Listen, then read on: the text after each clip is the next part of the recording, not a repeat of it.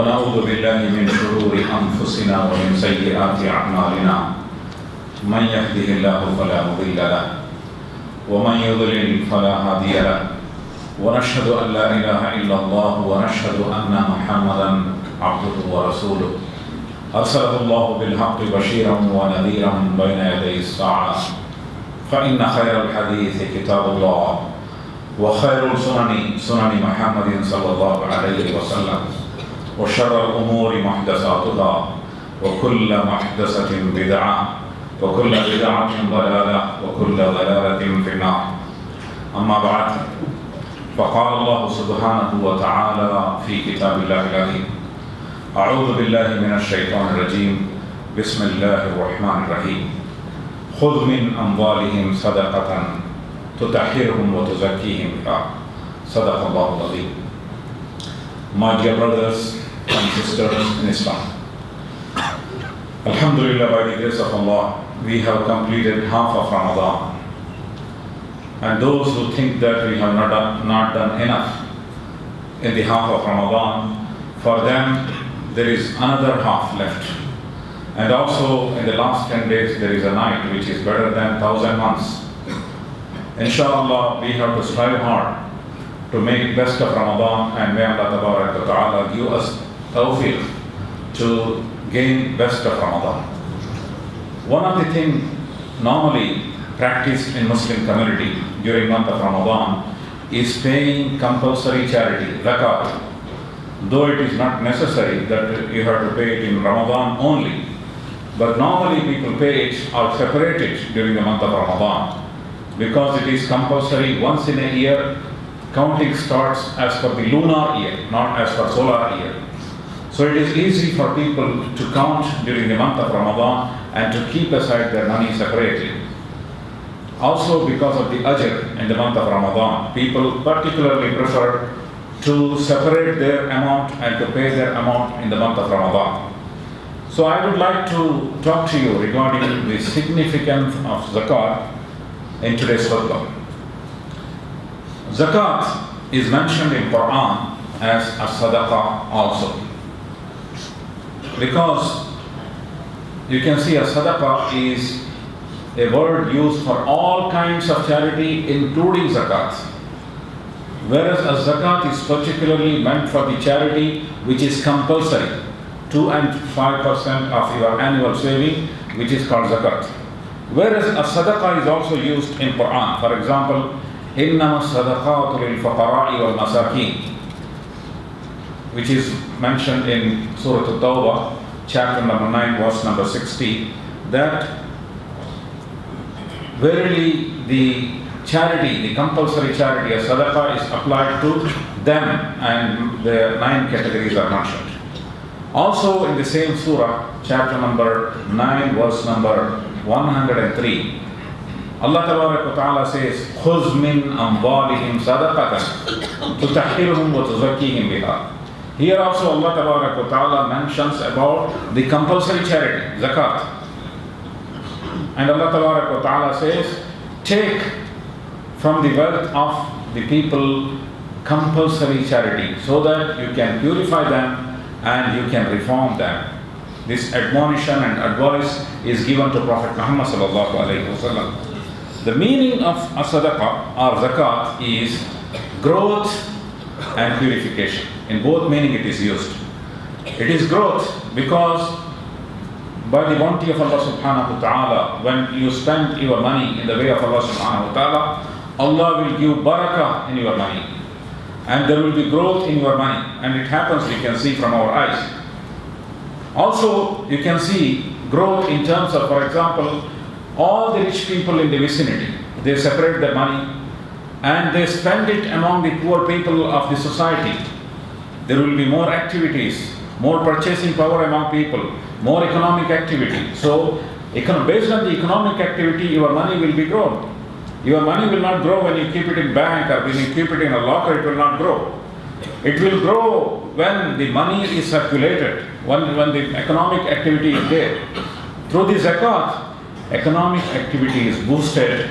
That's how there will be a growth in the money. Also there is purification. When you take out your money, That means you purify your heart, you purify your money, and you purify your stinginess, and you remove your stinginess, and you will develop a kind of concern towards society. That's how it will help you to purify your heart and purify your money as well. And this is an important and third pillar of Islam. As you know, first pillar is Shahada, second one is As-Salah, and third one is Zakat, and the fourth one is As-Sawm, and the fifth one is Hajj. Normally people count it as fourth pillar because they count As-Salat and As-Sawm together. There is a reason for counting As-Sawm and As-Salat together because it is compulsory on every individual Muslim, with some exceptions, of course.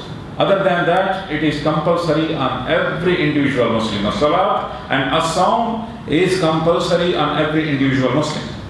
Whereas Zakat is compulsory only on affluent Muslims. That's why normally people count it as fourth pillar of Islam.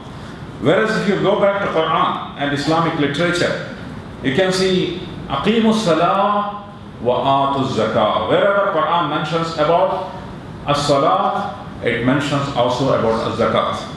That's why it is not fourth pillar, but it is the third pillar of Islam. Soon after prayer, it is also necessary that you have to pay charity, and particularly compulsory charity, which is third pillar of Islam.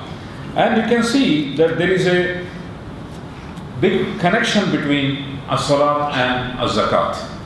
What are these connections? One of the connection is As-Salat is among the Huququllah. There are two kinds of rights for Muslims. One is Huququllah and one is Huququl Ibad.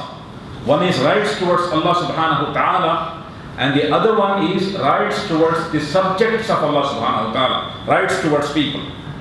And one of the major rights towards Allah subhanahu wa ta'ala is As-Salat. You have to pray for Allah subhanahu wa ta'ala, bow down in front of Him, prostrate in front of Him, supplicate for Allah subhanahu wa ta'ala, invoke with Allah subhanahu wa ta'ala. Everything is included in As-Salat.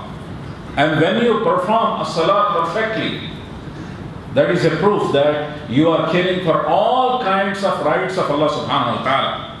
If a man is praying perfectly 5 times a day, then you can anticipate from him that he is performing other kinds of Huququllah as well. He is completing all kinds of Huququllah, the rights towards Allah subhanahu wa ta'ala. And Zakat is one of the important Huququl Ibad. Zakat you are spending for the sake of Allah, in the way of Allah subhanahu wa ta'ala, but towards people.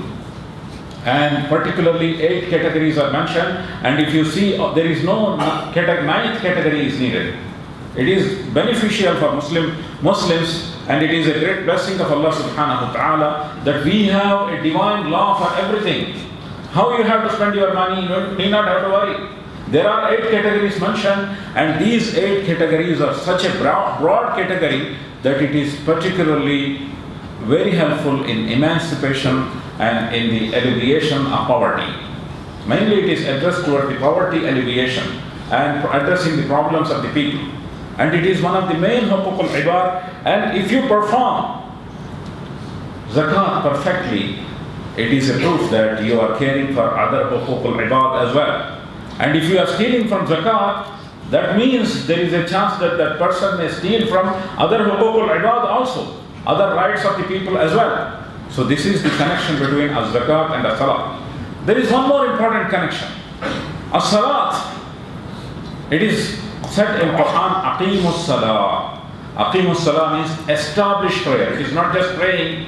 If it is praying, you can pray in home. You can pray anywhere you want. But Aqimus Salah is more than that. Aqimus Salah means you have to establish prayer.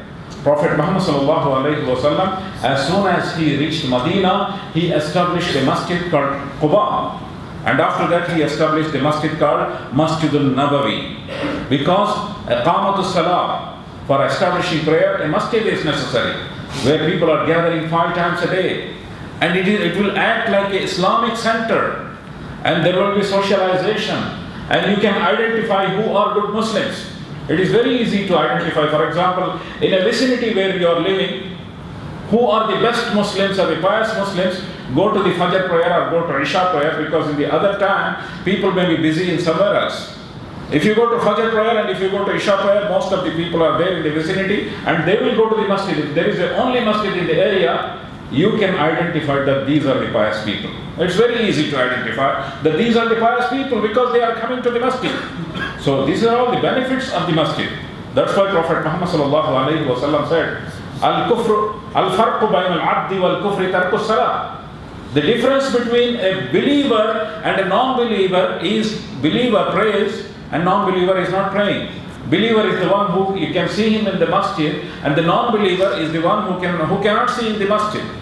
This was the identification during the time of Prophet Muhammad ﷺ, that every individual Muslim used to come to masjid.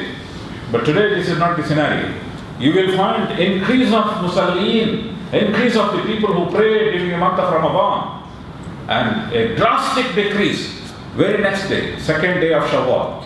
If you go to second day of Shawwal to the masjid, same imam, same muaddin, and same one traveler, and some people who used to come before. What happened to all those people who are rushing towards masjid in a large number during the month of Ramadan? So this awareness is decreasing among Muslim community, that prayer is something which we cannot avoid. So this is the benefit. Aqama Salah means it will create an Islamic society. It will create an Islamic center in the form of masjid. So this is all the benefit of a salah. A salah is not just praying in home. You also have to pray in home. But 5 times daily prayer, you cannot miss it. You have to come to the masjid because there is it's more than prayer. It's socialization, it is establishment of an Islamic society, it is a training of leadership as well. Imam is there who is leading the prayer and you have to stand in discipline. If Imam is not there, there should be a second Imam. There are so many other things. So it is a training to establish a beautiful Islamic society. And when the society is established, there is expenditure in society. Islam is not a religion. Islam is not an impractical religion. It's a very practical religion. And it gives guidance to everything. It will not tell you to run away from dunya. You have to stay in dunya. You have to face the challenges. You have to have families. You have to earn your means. You have to get halal income. Then you have to, that is what is your test. So when the society is established, you need money. There will be poor people, there will be problems, and there are activities of the Islamic society, and there are expenditure for the Islamic center. All these things are there. From where you get it? So one of the means is zakat. So you have to collect your zakat annually, congregationally, and you have to spend it all over the year. You have to plan it properly. This is the connection between, you can see, the zakat and the salah, and it is important pillar of Islam, and it will create an Islamic society, and it will solve the problems of Islamic society if properly practiced in Muslim societies. And generally you can see from what money you have to spend your zakat, or what money zakat is applicable. I am not going into the details of the jurisprudence of zakat, but generally there is a general rule that whichever money appreciates, for example, if you invest in business, if you invest in shares, and if you want any kinds of investment which appreciates, then there is a zakat for it. This is the general rule. Except, of course, for every general rule there are exceptions. But general rule is wherever your money appreciate, for every money which appreciate, there is zakat which is applicable to you. And wherever money is depreciating, like for example, if you purchase a house for you, there is no zakat for house. And if you purchase a vehicle for you, there is a depreciation in vehicle, there is no zakat for vehicle. So like that, whichever money depreciates, there is no zakat. Generally, it is, whichever money is appreciating, for every money which appreciates, there is zakat. So you have to calculate it perfectly and you have to spend. And it's such a great, important pillar of Islam. The important pillar of Islam is congregational collection of zakat. That was the system. In Islam, originally when zakat started, for a long time, for 1,000 years you can say, it was almost 1,000 years, it was like a congregation. There was no concept of a rich man, people are going to him and individually he is distributing zakat. This was not there in Islamic society for a long time, since Prophet Muhammad started it. It was a collective zakat. People collect it as you are collecting taxes. They calculate your wealth, and there are people to calculate your wealth, and it should be, there are two kinds of charity you can make. One, you have to explicitly spend. one you have to spend in such a way that when you spend from the right hand, left hand should not be aware that you are spending. So this is normal charity. Whereas compulsory charity, you can explicitly, you can say that this is my zakat, this amount is your zakat. At least you can show it to the people who were supposed to see it. Those tax collector, like income tax people, they will come and see and they know what's your income. So in Islamic society, when there is a system of zakat, they know what's your income, how much zakat is applicable to you. And this was there in the society and this was the system. So collectively they collect it, there is an institution and people identify the needy and spending it. If zakat system is established in such a way, there will be a drastic change in Muslim society.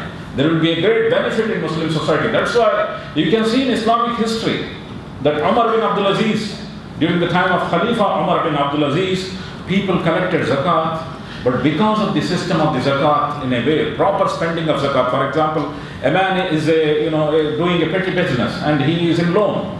Invest him such a money that next year he is not in a position to take zakat, but he is free from he is not a poor person anymore. Such a way you have to spend zakat to alleviate his poverty. This was the system Prophet Muhammad established. And that's how it eradicated poverty from Muslim society.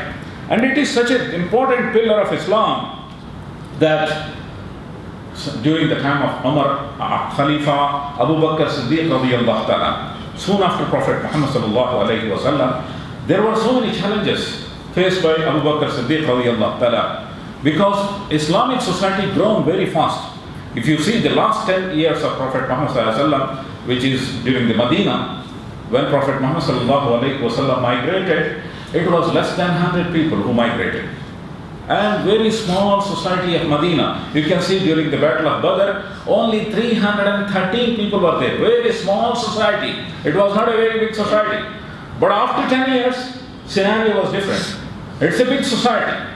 It's not only Medina, it's Makkah, it's all the vicinities of the Arabian Peninsula around. It was all part of the Islamic society. So Islamic society grown very fast. But training was required and there was no opportunity for training.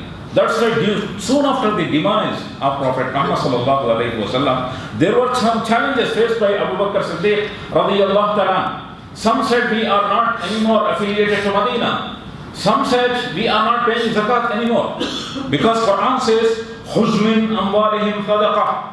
Take zakat from their wealth. And this advice is given to whom? Prophet Muhammad and Prophet Muhammad was living. He is not there anymore. So, خُذْ مِنْ أَمْوَالِهِمْ صَدَقَةً. Who has to collect it? Then some said we are not giving zakat anymore because Prophet Muhammad is not there.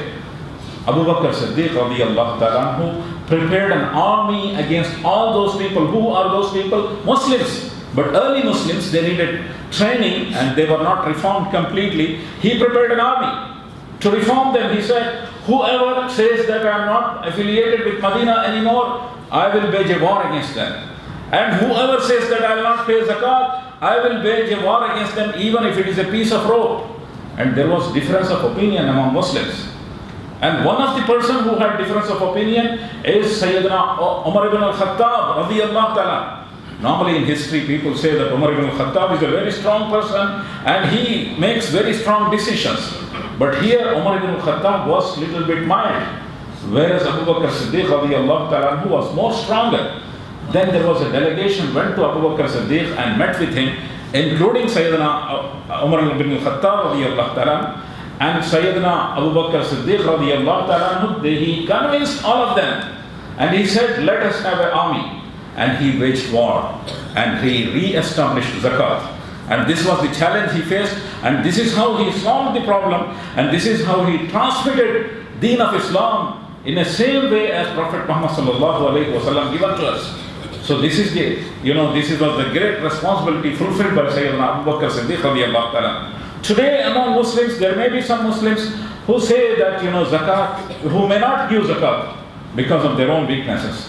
But you will not find any Muslims around the globe who say zakat is not compulsory anymore. There is no Muslims because of the stern decision taken by Abu Bakr Siddiq radiyallahu ta'ala. By this you can understand that how important is it to pay zakat and to establish, if possible, a congregational system of zakat. And whom you have to send zakat? The 8th category is mentioned. For example, what are those 8 categories? إِنَّمَا الصَّدَقَاتُ لِلْفُقَرَاءِ. Verily the compulsory charity is for poor people. وَالْمَسَاكِينَ, and to the needy people. وَالْعَامِلِينَ عَلَيْهَا, and to the people who are administering the system of zakat, who are taking care of the system of zakat. وَالْمُؤَلِّفَةِ قُلُوبَهُمْ, and the people who are inclined towards Islam. وَفِي الرِّقَابِ, and for the emancipation of slavery. وَالْغَارِمِينَ, and debt-ridden people, and on those who are debt-ridden or those who are facing fines, for them. وَفِي سَبِيلِ اللَّهِ, and in the way of Allah subhanahu wa ta'ala, in the sense, dawah activities and Islamic activities and the establishment of deen and all these activities, you can spend the amount of zakat. وَبْنِ السَّبِيلِ, and among the wayfarer, among the travelers. These are the 8th category. And these 8 category includes everything. No 9th category is needed. Let us go into the detail of what are these 8 category. For example, the first category is what? Fuqara, the poor people. What are the poor? There are so many kinds of poor people in the world. And one should not forget an important category of the poor people mentioned in Surah Al-Baqarah, chapter number 2, verse number 273. Special kinds of fuqara is mentioned. Special kinds of poor people. What are these poor people? لِلْفُقَرَاءِ الَّذِينَ أُحْصِرُوا فِي سَبِيلِ اللَّهِ. Among the poor people, there are people who are striving in the way of Allah subhanahu wa ta'ala. لَا يَسْتَطِيعُونَ ضَرْبًا فِي الْأَرْضِ. And because of their commitment and because of their indulgence and heavy commitment and dedication in the way of Allah subhanahu wa ta'ala, they have no time to spend for them. They have no time to be busy in the economic activities. They are not earning money for themselves. And because they are dedicated for the cause of Islam. And يَحْسَبُهُمُ الْجَاهِلُ أَغْنِيَاءَ مِنَ التَّعَفُّفِ. And because of their endurance, a lot of people think that they are rich people. And يَعْرِفُهُمْ بِسِيمَاهُمْ, but you can see the mark of poverty in their faces. By face, if you are smart enough, you can understand that they are not rich people and they are dedicated to Islam. And لَا يَسْأَلُونَ النَّاسَ إِلْحَافًا, and they are not stretching hands to the people and they are not asking, but they are fuqara. And وَمَا تُنْفِقُونَ مِنْ خَيْرٍ فَإِنَّ اللَّهَ بِهِ عَلِيمٌ. And whenever you spend on such people, Allah Tabarak wa Ta'ala knows that to whom you are spending. This is one of the fuqara. That those people who are dedicated to the cause of Islam and they are so busy that they are not caring for their own income sources, they are also fuqara. Not only people, there are different kinds of fuqara and poor people. You have to identify them and you have to spend on them. And another one is miskeen, masakeen. And basic definition of miskeen is, if a man has more expenditure than his income, then he is a miskeen. For example, a man has 300 KD salary. For example, a lot of people think he may not miskeen. He may be a miskeen.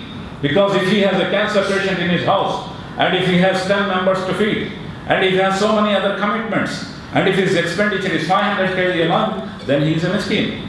Miskeen means you cannot count by salary, that how much is his salary, how much is his need, how much is his basic needs.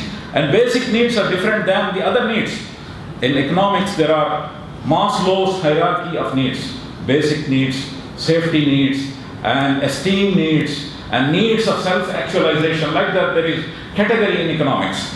The basic need is important. Otherwise, there are needs. Some people, for them, need is buying a Mercedes car.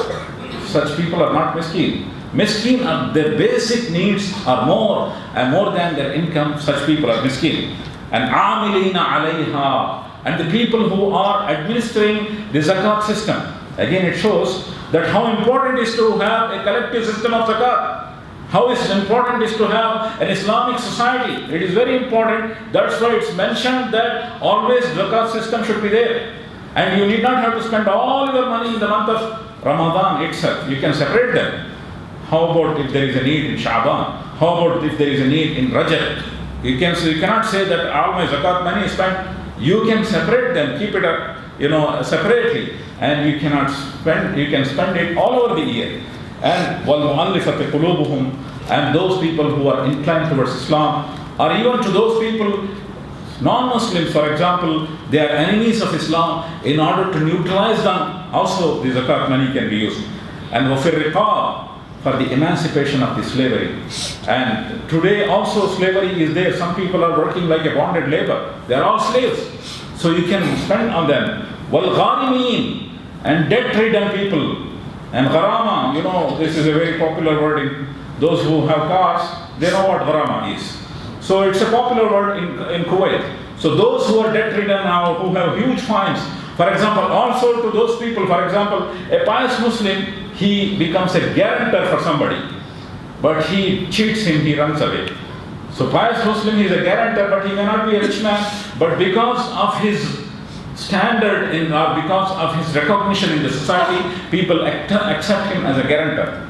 But he has to pay debt. He has to pay his loan. From where he can pay. So he is coming under the category of gharimin. And وَفِي سَبِيلِ اللَّهِ, Fi sabilillah means all the activities of da'wah, all the activities for the upliftment of Islam, all the activities for the establishment of Islam, all the activities for the promotion of Islam. This is all coming in fi sabilillah, and probably this is one of the important category where you have to spend your zakat money in the modern age, which is very challenging for Muslims.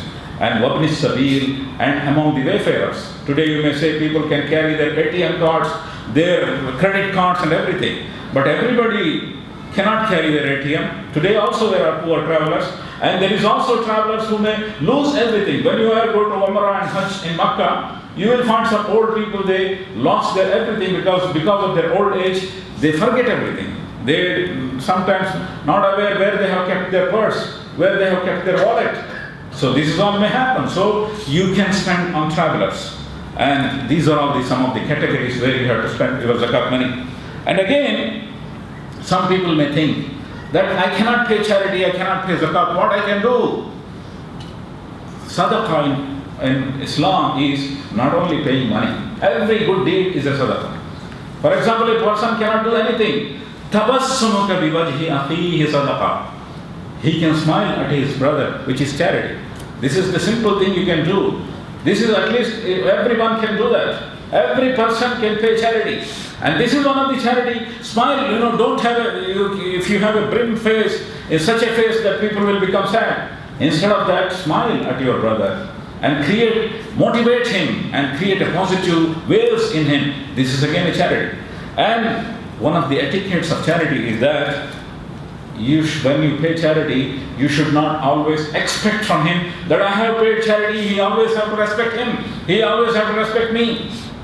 Quran says, قَوْلٌ مَعْرُوفٌ وَمَغْفِرَةٌ خَيْرٌ مِنْ صَدَقَةٍ يَقْبَوْهَا عَبَى. And a better word and forgiveness is better than the charity in which you have great expectation. When you spend money, you have a great expectation that I have spent money and he should be respectful to me. This is not the etiquettes of charity. When you give charity, it is for the sake of Allah subhanahu wa ta'ala. Do not keep any expectation from people.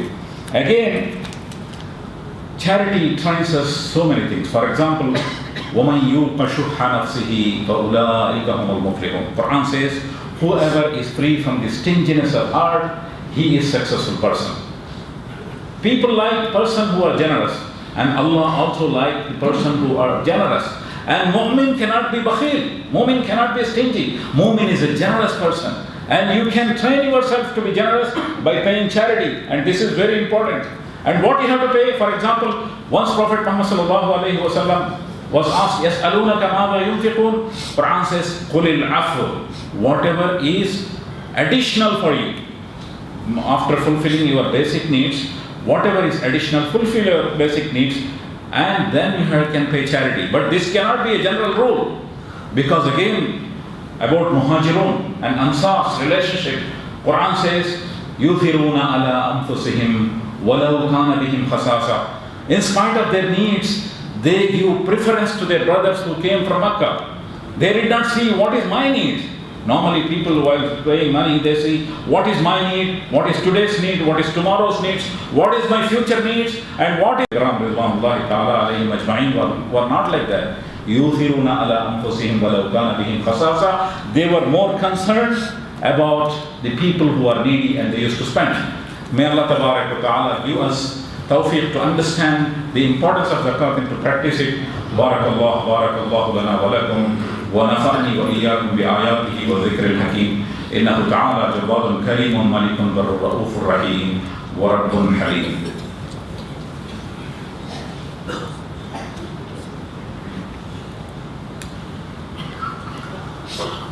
Alhamdulillah Rabbil Alameen. As-salatu was-salamu ala rasulihil ameen wa ala alihi wa ashabihi tahirin amma ba'd. Faqala Allah subhanahu wa ta'ala fi kitabillahi al-azim. A'udhu billahi minash shaitanir rajim. Bismillahir rahmanir rahim. Inna Allaha wa malaikatahu yusalluna 'alan nabi. Ya ayyuhalladhina amanu sallu 'alayhi wa sallimu taslima. Allahumma salli ala sayyidina Muhammadin bi'adadi ma